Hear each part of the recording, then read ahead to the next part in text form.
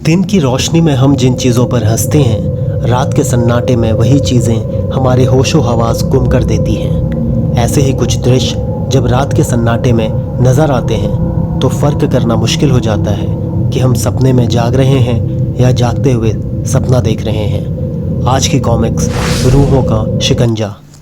ऐसी घटनाएं किसी के भी साथ कहीं पर भी घट सकती हैं। मापाल देश के राजभवन में लेटे ध्रुव के साथ भी। माँ, पिताजी, आप? लेकिन आप दोनों तो बरसों पहले जुपिटर सर्कस की आग में जलकर मर गए थे। यह कहना मुश्किल है कि भूत प्रेत वास्तव में होते हैं या नहीं। कई लोग तो बिना कभी देखे ही भूतों पर यकीन कर लेते हैं, लेकिन कुछ लोगों को अपनी आंखों से भूत प्रेत देखने के बावजूद भी उन पर यकीन नहीं आता। तैयारी में कोई कमी तो नहीं है ना पवन? मानवेंद्र जी हमारे पड़ोसी देश मापाल के राष्ट्रपति होने के साथ ही हमारे गहरे मित्र भी हैं। आप निश्चिंत रहिए प्रधानमंत्री जी, मैंने कोई कोर कसर नहीं उठा रखी है। विशाल जंबो जेट बड़ी सुगमता से हवाई पट्टी पर उतर आया। विमान का दरवाज़ा खुला और मापाल के राष्ट्रपति मानवेंद्र मुस्कुराते हुए बाहर निकले। भारत में आपका स्वागत है माननीय राष्ट्रपति जी। धन्यवाद प्रधानमंत्री जी। मुझे भी भारत आकर तभी अचानक राष्ट्रपति मानवेंद्र जी के नीचे उतरते पैर बुरी तरह से लड़खड़ाए और वे सीढ़ियों पर लुढ़कते चले गए। राष्ट्रपति मानवेंद्र के साथ आए मापाली सेना के जनरल बिलाल और राष्ट्रपति के पर्सनल डॉक्टर थापा तेजी से उनकी तरफ लपके। श्रीमान, मैं देखता हूँ। और तुरंत ही एयरपोर्ट की एम्बुलेंस घटना स्थल पर आ लगी। चिंता की बात नहीं है, दिल की धड़कन एकदम सामान्य है। इनको तुरंत अस्पताल पहुँचाना होगा, एक एक क्षण कीमती है। आप एम्बुलेंस में इनके साथ ही जाइए डॉक्टर थापा। अस्पताल कर्मियों ने एक पल भी नष्ट नहीं किया। चिंता की कोई बात नहीं है सर, डॉक्टर थापा बहुत काबिल डॉक्टर हैं। वे राष्ट्रपति जी को कुछ भी नहीं होने देंगे। लेकिन एकदम से राष्ट्रपति जी को ऐसा क्या हो गया? सवाल सुनते ही जनरल बिलाल का चेहरा गंभीर हो गया। राष्ट्रपति जी की यह हालत उसी समस्या के कारण है जिसको सुलझाने के लिए वे मदद मांगने आपके पास आए हैं। हम जो भी कर सकते हैं ज़रूर करेंगे, परंतु समस्या क्या है? आत्माएं। राष्ट्रपति जी के अनुसार उनको उनके मृत संबंधियों की आत्माएं तंग करती हैं। वे कई हफ्तों से ठीक तरह से सो नहीं पाए हैं। नींद के इंजेक्शन भी अब उन पर ज़्यादा असर नहीं करते। आज भी शायद वे नींद की कमी से ही बेहोश हो गए थे। उनकी इस हालत के कारण मैं खुद उनका अंगरक्षक बनकर साथ आया हूँ। आइए हम भी अस्पताल चलते हैं। और फिर अस्पताल के एकांत में। तो जनरल बिलाल ने तुमको मेरी समस्या के बारे में पहले ही बता दिया है। मैं यहाँ पर राष्ट्रपति नहीं बल्कि एक दोस्त की हैसियत से आया हूँ। मैं अपनी शक्ति भर तुम्हारी हर मदद करूँगा। तुम मुझे पूरी बात विस्तार से बताओ मानवेंद्र। तो सुनो। लगभग 2 महीने पहले की बात है। एक रात जब मैं देर रात तक कई अर्जेंट काम निपटा रहा था, तभी मेरे पीछे से एक आवाज़ आई। मानू, सुनो। मुझे मेरी पत्नी रत्ना के अलावा और कोई इस नाम से नहीं बुलाता। मैं चौंक कर घूमा। मेरे सामने वास्तव में मेरी पत्नी खड़ी थी। और तुम जानते ही हो कि मेरी पत्नी को मरे हुए साल भर हो चुका है। मेरी ज़ुबान जैसे लकड़ी की हो गई थी। रत्ना, तुम? वह सिर्फ मुस्कुराई और मुझे अपने पास आने का इशारा करती हुई वह बालकनी की तरफ बढ़ती चली गई। वह बिल्कुल असली लग रही थी। मैं पागलों की तरह उसके पीछे लपका। वह तब तक दरवाजे से बाहर निकल चुकी थी। मैं बालकनी पर जब पहुंचा तो जो कुछ मैंने देखा वह मुझे पागल बना देने के लिए काफ़ी था। रत्ना धीरे धीरे हवा पर चलती हुई मुझसे दूर जा रही थी। उसकी आकृति न जाने क्यों धुंधली पड़ती जा रही थी। मेरा सर चकराने लगा। लड़खड़ाते कदमों से मैं कमरे में आने के लिए वापस मुड़ा और डर के मारे मेरे पैर जाम हो गए। कमरे में मेरी कुर्सी पर बैठे हुए बरसों पहले मर चुके मेरे पिता मुझे अपने पास आने का इशारा कर रहे थे। मेरा पहले से चकराता सिर और ज़्यादा चकराने लगा। उसके बाद क्या हुआ मुझे याद नहीं। जब मुझे होश आया तो मेरा बदन बुखार से तप रहा था। मेरे पर्सनल डॉक्टर थापा की काबिल देख रेख में मैं जल्द ही ठीक हो गया। लेकिन उसके बाद से यह लगभग रोज़ का वाक़या हो गया। मेरे अंगरक्षक मेरे कक्ष में ही सोने लगे। पूरी नींद न मिल पाने के कारण मेरा दिमागी हालत भी डावाडोल होने लगी। मैं चिड़चिड़ा हो गया। लेकिन आश्चर्य की बात यह है कि वे आकृतियाँ उनको नहीं दिखाई पड़ती थी। पूरे देश में तो यह अफवाह फैली हुई है कि मैं पागल हो गया हूँ। मापाल में स्थिति विस्फोटक है। किसी भी वक्त देश में संवैधानिक संकट उत्पन्न हो सकता है। अब तक तो जनरल बिलाल ने सेना की मदद से स्थिति संभाली हुई है, लेकिन क्रांति का बिगुल कभी भी बज सकता है। समझा। अब तुम यह बताओ कि मैं इसमें तुम्हारी क्या मदद कर सकता हूँ। भूत प्रेतों पर तो मुझे यकीन नहीं है। मुझे पूरा विश्वास है कि यह सब मेरे खिलाफ रचे गए किसी षड्यंत्र का एक हिस्सा है। मुझे एक ऐसा व्यक्ति चाहिए जो षड्यंत्रकारियों को बेनकाब करके मेरे देश को इस दलदल से निकाल सके। लगता है कि तुम ऐसे किसी खास आदमी के बारे में पहले से ही सोच कर आए हो। कौन है वो? सुपरमैन? वही one man army super commando Dhruv, जिसने अभी हाल में ही हिमालय पर दुश्मन सेना का अकेले ही सफाया कर दिया था। मैं भी ध्रुव के बारे में ही सोच रहा था। वह ऐसे कामों के लिए बिल्कुल उपयुक्त व्यक्ति है। मेरे ख्याल में मेरा कहना वह कभी नहीं टालेगा। मैं उसको अभी बुलाता हूँ। और ध्रुव ने अपने प्रधानमंत्री का कहना नहीं टाला। भारत की यात्रा के बाद जब राष्ट्रपति मानवेंद्र मापाल पहुँचे तो ध्रुव उनके साथ था। आओ ध्रुव, यह राजभवन है, यानी मापाल का राष्ट्रपति भवन। ऊपर की मंजिल पर दाहिनी तरफ हमारा निवास स्थान है। बहुत ही सुंदर है राजभवन। आओ अब अंदर चलें। यह गेस्ट क्वार्टर है। तुम यहाँ नहा धोकर तैयार हो लो। बाकी बातें हम डिनर पर करेंगे। जैसी आपकी इच्छा श्रीमान। रात को डिनर के बाद जब ध्रुव और राष्ट्रपति अकेले रह गए तब, श्रीमान आपने इस काम के लिए भारत से सहायता क्यों मांगी? यह काम तो आपकी खुफिया एजेंसी भी कर सकती थी। हाँ, लेकिन षड्यंत्रकारियों की खुफिया एजेंसी में कितनी गहरी घुसपैठ है यह हमको नहीं पता, इसलिए हम उन पर भरोसा नहीं कर सकते। यह तो स्पष्ट है कि अगर यह षड्यंत्र है तो यह आपको राष्ट्रपति पद से हटाने के लिए है। आपके हट जाने से सबसे ज़्यादा फ़ायदा किसका होगा? मेरे ख्याल से सबसे ज़्यादा फ़ायदा हमारी विरोधी पार्टी के नेता नागफन भंडारी को होगा। कैसे?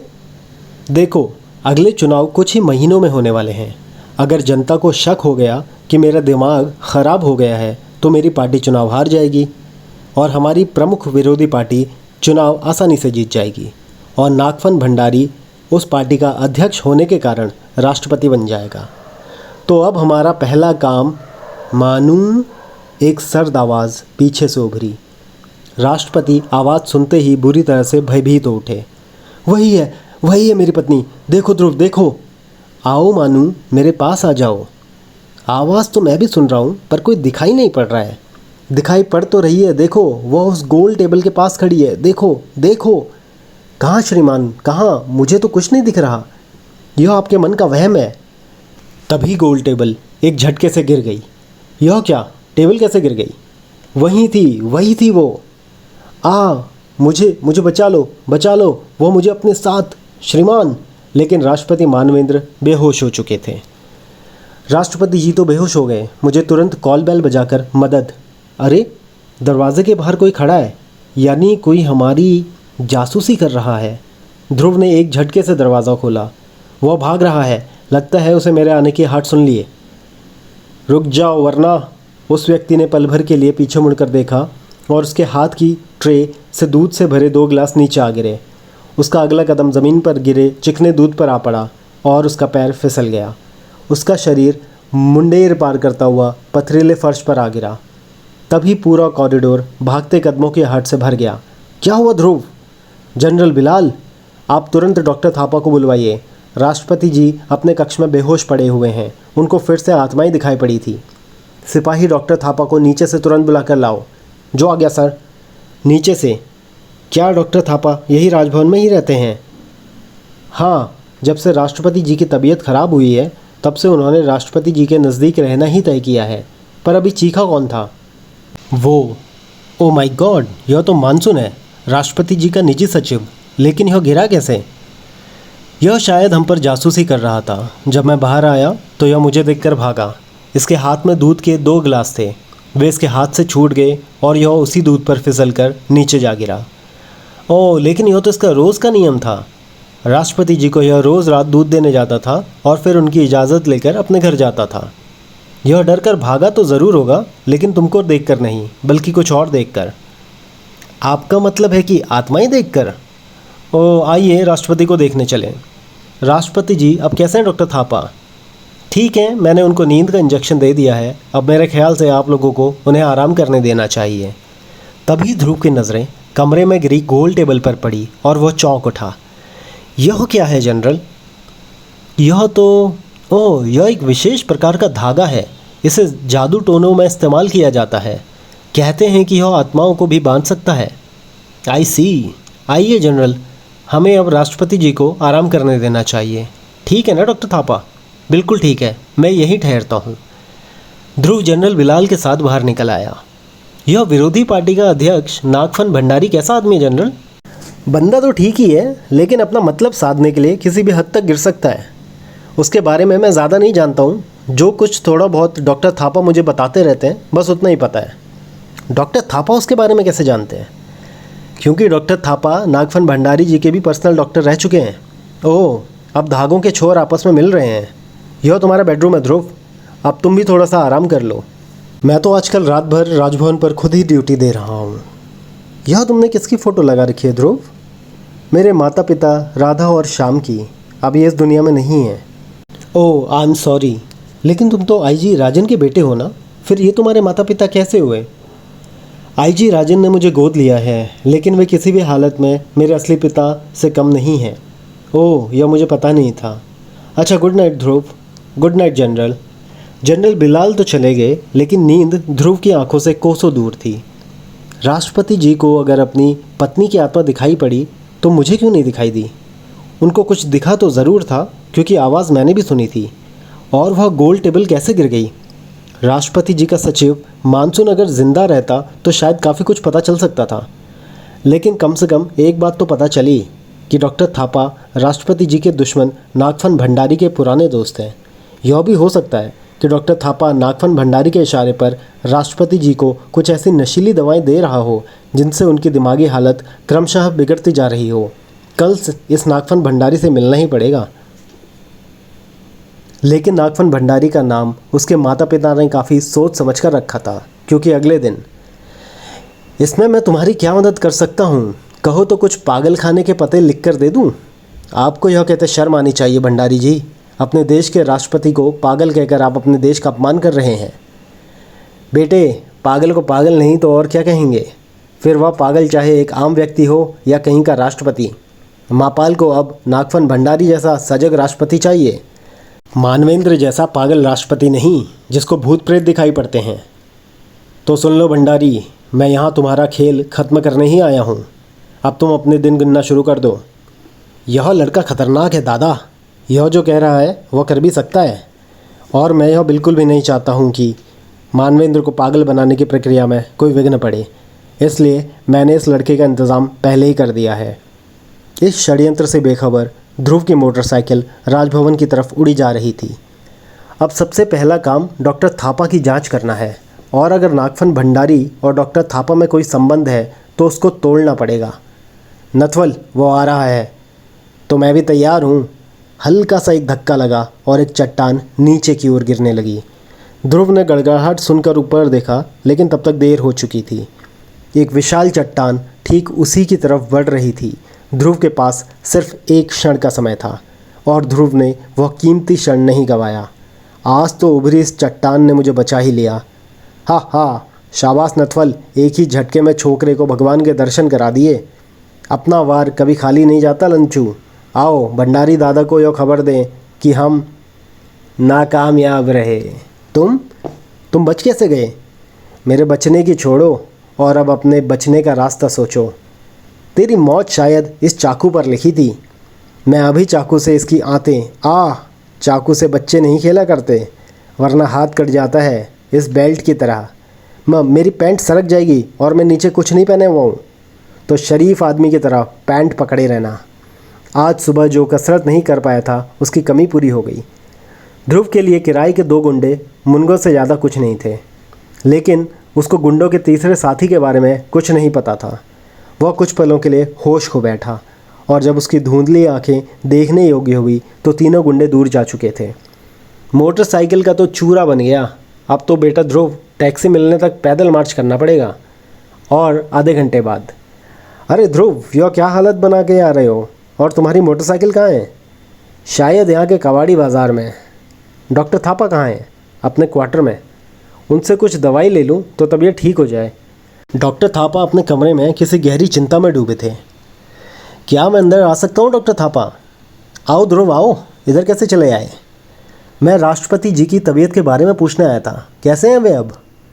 पहले से बेहतर हैं, लेकिन अगर उनका फिर कोई आत्मा दिखाई पड़ी तो वे फिर वापस इसी हालत में पहुंच जाएंगे। एक बात बताइए डॉक्टर थापा, इन आत्माओं को राष्ट्रपति जी के अलावा क्या कोई और किसी ने कभी देखा है? नहीं। यानी आत्माएं इनके अपने दिमाग की उपज भी हो सकती हैं। ऐसा किसी दवाई से संभव है क्या? क्यों नहीं, ऐसे नर्व्स टॉनिक आते हैं जिनको ज़्यादा मात्रा में लेने से दिमाग पर बुरा असर पड़ता है और आदमी को तरह तरह की अजीब चीज़ें दिखाई पड़ने लगती हैं। तो अब एक आखिरी प्रश्न का उत्तर दीजिए डॉक्टर थापा कि आप ये टॉनिक राष्ट्रपति जी को कब से दे रहे हैं? क्या बकवास कर रहे हो तुम? अच्छा, फिर यह बता दीजिए कि नागफन भंडारी इस काम के लिए आपको कितने पैसे दे रहा है? मैं तुम्हारी बदतमीज़ी का जवाब अभी भी दे सकता हूँ, लेकिन इस वक्त तुम हमारे मेहमान हो। Now get out. ठीक है डॉक्टर थापा, लेकिन सच सामने आकर ही रहता है। आगे से यह बात हमेशा याद रखना कि मैं तुम पर नज़र रखे हुए हूँ। राष्ट्रपति जी को डॉक्टर थापा के बारे में बताने से पहले मुझे कुछ और सबूत इकट्ठे करने होंगे, क्योंकि उनको डॉक्टर थापा पर बहुत भरोसा है। वह दिन बिना किसी अन्य घटना के बीत गया और रात की काली चादर पूरे मापाल पर फैल गई। राष्ट्रपति जी अभी सो रहे हैं ध्रुव, तुम भी थोड़ा आराम कर लो तो ठीक रहेगा। बाद में अगर चाहो तो हम आज रात साथ ही ड्यूटी देंगे। Okay sir. चलो, आराम के बहाने एकांत तो मिला। मुझे इसी वक्त का इंतज़ार था। डॉक्टर थापा इस समय राष्ट्रपति जी के साथ ही है। मुझे पूरा यकीन है कि डॉक्टर थापा अब अपना काम जल्द से जल्द निपटाना चाहेगा। मैं आज रात खिड़की के बाहर से उस पर नज़र रखूँगा ताकि मैं उसको रंगे हाथों। ध्रुव। तभी एक सर्द आवाज़ कमरे में तैर गई। ध्रुव पलटा और उसके दिल की धड़कन पल भर के लिए रुक गई, क्योंकि यह दृश्य आज वह वर्षों बाद देख रहा था। माँ, पिताजी, मगर आप दोनों तो जुपिटर सर्कस की आग में जल गए थे। हमारे शरीर जल गए थे बेटे, लेकिन आत्माएं कभी नहीं जलती। हम आज भी जिंदा हैं, लेकिन एक दूसरे रूप में। हम हमेशा तुम्हारे साथ रहते हैं बेटे, चाहे तुम हमें देख पाओ या ना देख पाओ। राधा और श्याम को अपने सामने देखकर ध्रुव अपने पर काबू न रख सका। वह उनको मिलने के लिए आगे बढ़ा। हमें छूना मत, हमको छूना मत, हमें छूना मना है। लेकिन ध्रुव के कान कुछ नहीं सुन रहे थे। यह तो बढ़ता ही आ रहा है।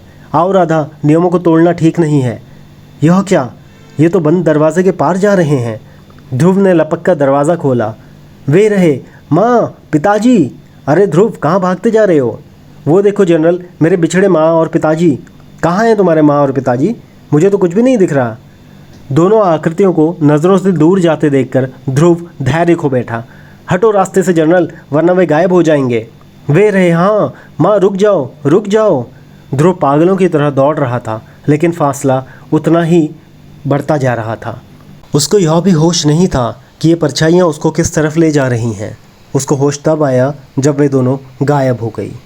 लेकिन कहाँ? ध्रुव अभी यह सोच भी नहीं पाया था कि आगे क्या करें। तभी अचानक उसके चारों तरफ कई आकृतियाँ खड़ी हो गई। आकृतियाँ जो निश्चित ही इस दुनिया की नहीं थी। कौन हो तुम सब? हम तुम्हारे दोस्त हैं ध्रुव। तुम्हारे असली माँ बाप चाहते हैं कि तुम हमारे साथ ही रहो, इसलिए हम तुमको साथ ले जाने आए हैं। मुझे जाने दो, जाने दो मुझे। बचकर निकलने के सभी रास्ते बंद हो चुके थे। चारों तरफ से आत्माएं ध्रुव की तरफ बढ़ रही थी, लेकिन वे ध्रुव तक पहुंचने से पहले ही गायब हो गई। कौन? आप कौन हैं? पहले तू कपालिक को यह बता कि तू कौन है और इन दुष्ट आत्माओं के चक्र में कैसे फंस गया। आत्माएं इस तरह से नहीं दिखा करती बाबा। यह आत्माएं नहीं थी, यह तो नजरों का धोखा था, किसी नशीली दवा का असर था। हा हा हा हा। बालक, मैं पिछले 150 सालों से हिमालय पर कपाल साधना कर रहा था, और इस साधना में तो मेरी आत्माओं से रोज़ ही मुलाकात होती थी। आत्माएं तो मेरी दोस्त हैं, लेकिन बुरी आत्माओं को मैं जानी दुश्मन हूँ। इसीलिए जब मुझको नीलजे बूब ने इस देश पर मंडरा रहे खतरे के बारे में बताया तो मैं पल भर भी नहीं रुका। यो नीलजे बूब कौन है? मेरा सबसे प्यारा प्रेत। अब आओ, हमको इस देश को दुष्ट प्रेत आत्माओं से मुक्ति दिलानी है। चलिए कपालिक बाबा। राजभवन में भारी चहल पहल थी। ध्रुव, तुम भागते हुए कहाँ चले गए थे? और जनरल बिलाल कहाँ है? जनरल बिलाल? वे तो मेरे साथ नहीं गए थे। तुम्हारे साथ नहीं, लेकिन मैं तुम्हारे पीछे हो गए थे और अभी तक वापस नहीं लौटे। अब वो शायद कभी वापस नहीं आएगा। दुष्ट आत्माएं किसी को नहीं छोड़ती। अगर मैं वक्त पर ना पहुंच गया होता तो यह बालक भी वापस नहीं आ पाता। तुम कौन हो भाई? और यहाँ कैसे घुस आए? यह राष्ट्रपति भवन है, कोई धर्मशाला नहीं। इनको मैं लेकर आया हूँ डॉक्टर थापा। अब शायद यह कापालिक बाबा ही हमारी आखिरी उम्मीद है। मैंने खुद अपनी आंखों से आत्माओं को देखा है, अपने मृत माता पिता की आत्माओं से बात की है। अब तो ना चाहते हुए भी मुझे भूत प्रेत पर यकीन हो गया है और इन आत्माओं के सामने हमारा आधुनिक विज्ञान बेकार है। समय नष्ट करना उचित नहीं है। मुझे शीघ्रता से राष्ट्रपति के पास ले चलो।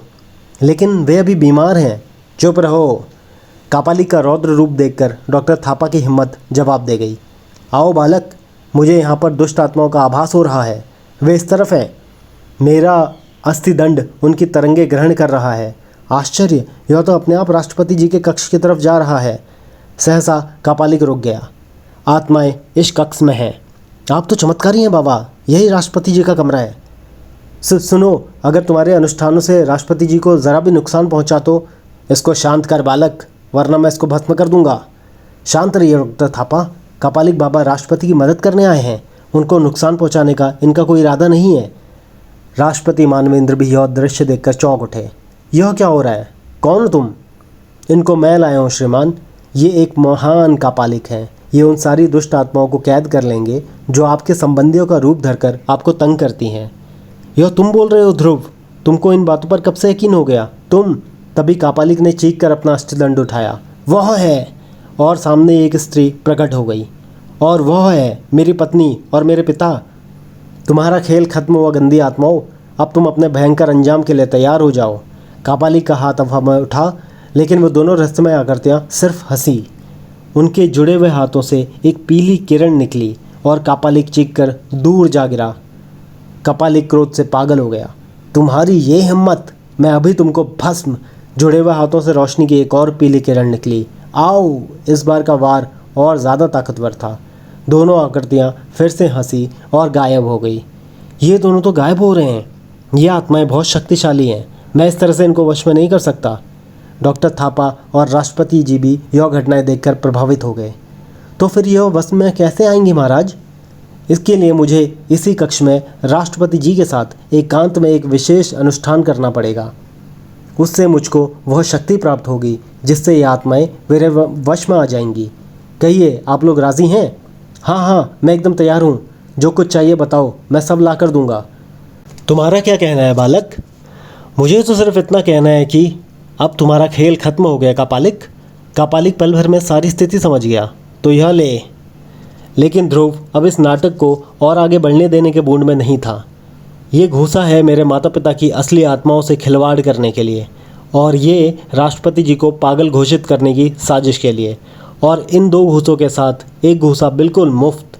अब माफ़ी मांग राष्ट्रपति जी से और अपने गंदे मुँह से बता कि कौन है तू। लेकिन ध्रुव यहीं पर गलती कर गया, क्योंकि राष्ट्रपति मानवेंद्र के पैरों पर गिरा कापालिक तेजी से उठा। उसने अपनी कमर की खाल से एक लंबा सा चाकू निकाला और अब अगर इंच भर भी हरकत की तो राष्ट्रपति का गला रेत दूंगा। तुम्हारी यो मजाल, तुमने राष्ट्रपति जी को हाथ लगाया। गुस्से में भरे डॉक्टर थापा आगे बढ़े और राष्ट्रपति जी चीख उठे। उनके गले से खून की एक पतली लकीर नीचे की ओर बह निकली। यह सिर्फ नमूना है दोस्तों, अगली बार पूरा चाकू गर्दन में घुसेड़ दूंगा। अब माननीय राष्ट्रपति जी मुझको मेरे हेलीकॉप्टर तक आदर सहित पहुंचाएंगे। मैं अपनी स्कीम पर इस तरह पानी नहीं फिरने दूंगा। तभी न जाने कैसे बगल की टेबल पर रखी एक भारी मूर्ति अचानक हिली और कई किलो का वजन कापालिक के हाथ पर आ गिरा। चाकू उसके हाथ से छूटकर दूर जा गिरा। ध्रुव ने यह सुनहरा मौका नहीं गंवाया। आप राष्ट्रपति जी के गले का घाव देखिए डॉक्टर थापा, मैं इस पाखंडी से निपटता हूँ। बस करो, नहीं तो मैं मर जाऊँगा। सब सच सच बताएगा कि नहीं? बोल। मैं सब बता दूंगा।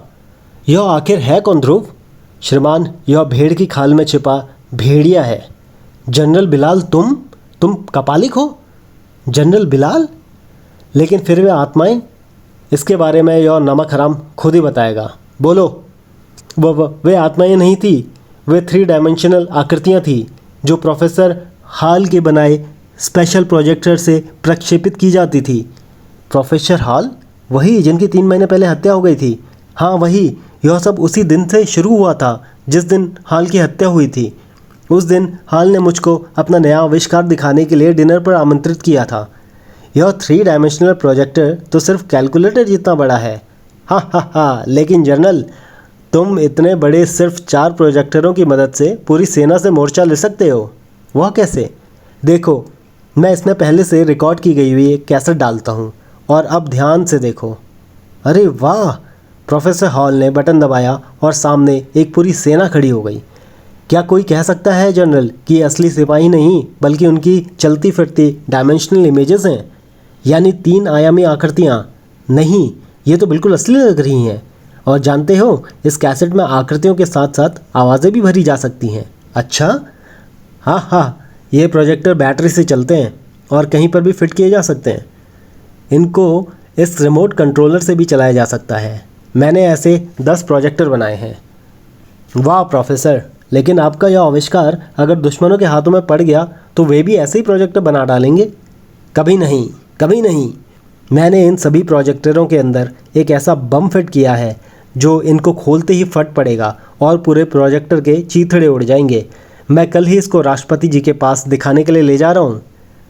उस वक्त अचानक ही मेरे दिल में एक इच्छा जाग उठी, इस देश का तानाशाह बनने की इच्छा।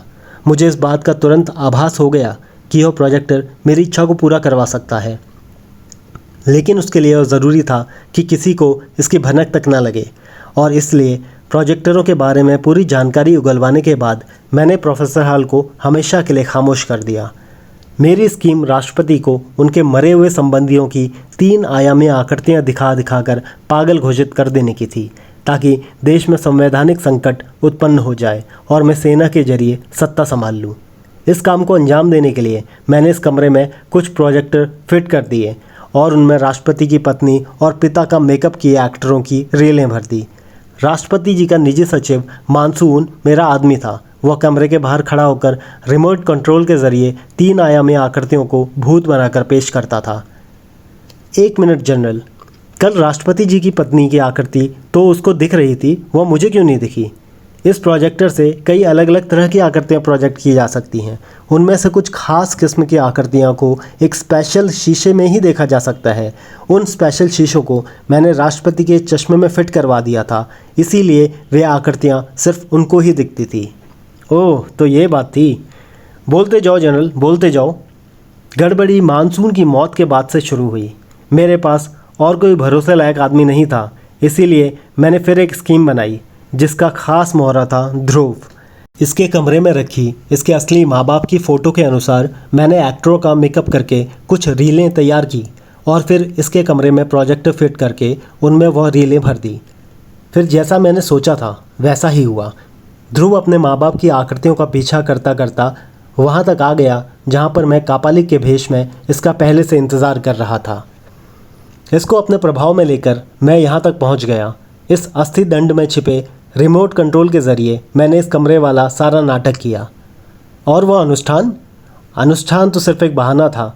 दरअसल मुझे राष्ट्रपति को एकांत में दबोचने का मौका चाहिए था ताकि मैं उसकी हत्या करके गायब हो जाऊं।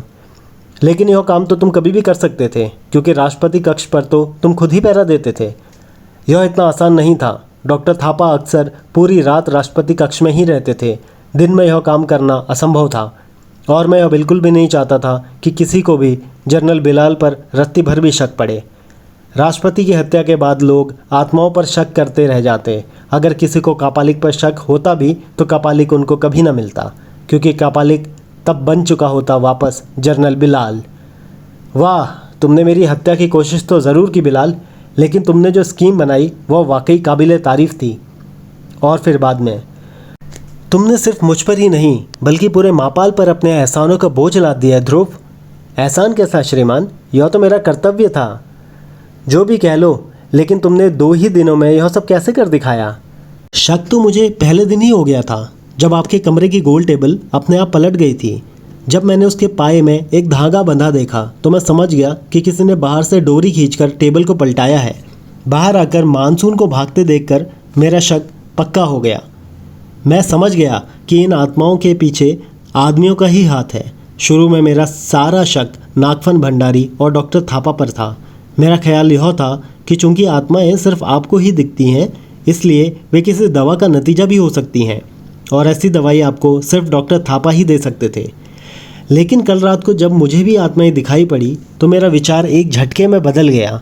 मैंने तय किया कि मैं भी ऐसा दिखावा करूं जैसे मुझे भी आत्माओं पर यकीन हो गया है। मेरी योजना सफल भी रही। कापालिक के रूप में जनरल बिलाल ने यही समझा कि मैं इसके चक्कर में फंस गया हूँ, लेकिन असलियत यह थी कि जनरल बिलाल मेरे चक्कर में फंस रहा था। जनरल बिलाल को तुमने पहचाना कैसे? और डॉक्टर थापा तो उसको बिल्कुल नहीं पहचान पाए। तुरंत तो उसको मैं भी नहीं पहचान पाया था, क्योंकि जहाँ पर मैंने उसको कापालिक के रूप में देखा था वहाँ काफ़ी अंधेरा था और उसने मेकअप भी काफ़ी अच्छा किया था। लेकिन जब मैंने उसको राजभवन की रोशनी में देखा तो पाया कि कापालिक के माथे की ऊपर वाली खाल का रंग बाकी चेहरे से काफ़ी गोरा था, ठीक वैसा ही जैसा धूप में हमेशा टोपा पहनने से हो जाता है। यह गौर करते ही मैं एक झटके में उसको पहचान गया। मेरा रहा सहा शक तब दूर हो गया जब वह राजभवन में घुसकर बगैर रास्ता बताए सीधे आपके कक्ष तक पहुंच गया। यह सब तो स्पष्ट है, पर एक बात मुझको अब तक समझ में नहीं आई। कौन सी श्रीमान? कि वह भारी मूर्ति अपने आप कापालिक के हाथ पर कैसे गिर गई? मुझे तो ऐसा लगा जैसे किसी ने उसको गिराया था, लेकिन किसने? इस सवाल का ध्रुव के पास कोई जवाब नहीं था। और इसी के साथ आज की ये कॉमिक्स ख़त्म होती है यहीं पर। चैनल सब्सक्राइब करें ऐसी ही और कॉमिक्स सुनने के लिए। Thank you.